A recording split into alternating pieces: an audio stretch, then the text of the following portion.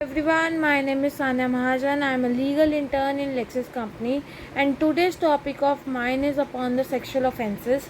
As per the Indian Penal Code 1860, section 375 to 377, it deals with the offences called as rape, and 375 of IPC defines what is rape, and it also explains the punishment for the same.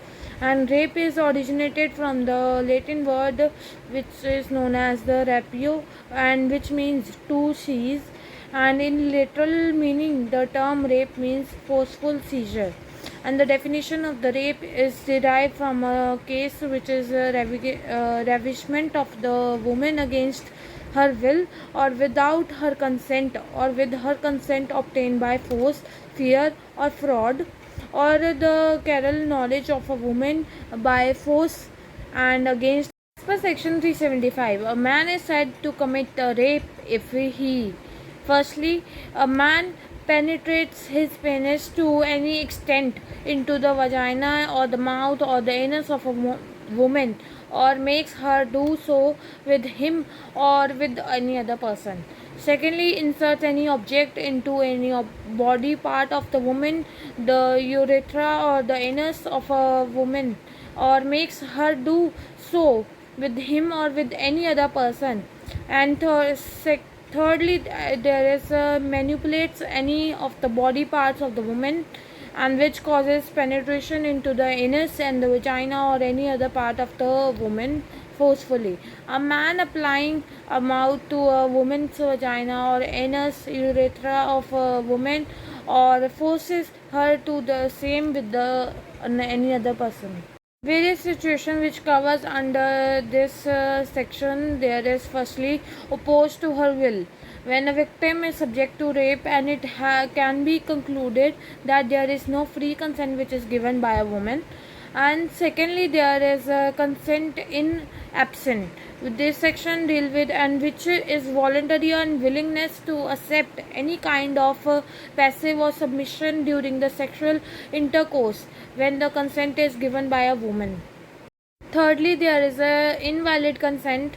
That is the this talks about the invalid consent, and it states that even though the consent is given, and that consent is termed as invalid one as per the law, and consent was given under pressure and under misconception in terms of to be invalid consent. And fourthly, it is who are eligible to give consent. It states that a person who gives consent under intoxication, or if the person is of unsound mind, then the consent wouldn't be termed as a valid one under the law. And so some people aren't able to communicate their consent, and if at the time of sexual intercourse occurs, that amount to rape. And fifth point is the circumstances not amounting to rape. Some consent were given wouldn't be fall under the preview of the section 375. It becomes consciousness sexual intercourse, and in some other cases the victim might be the wife of the accused person, and these cases don't amount to rape. Other sexual violence laws which are covered under the IPC are assaulting a woman. Secondly, there is sexual harassment under section 354A of the IPC. That is the man committing any of the following act which consists as sexual harassment, that is unwanted sexual contact, or demanding sexual favors, for showing pornography content against the woman, and making sexual remarks. And thirdly, there is an intention to disrobe, which is mentioned under section 354B of the IPC, that penalizes any kind of assault or criminal force which creates an intention to disrobe a woman.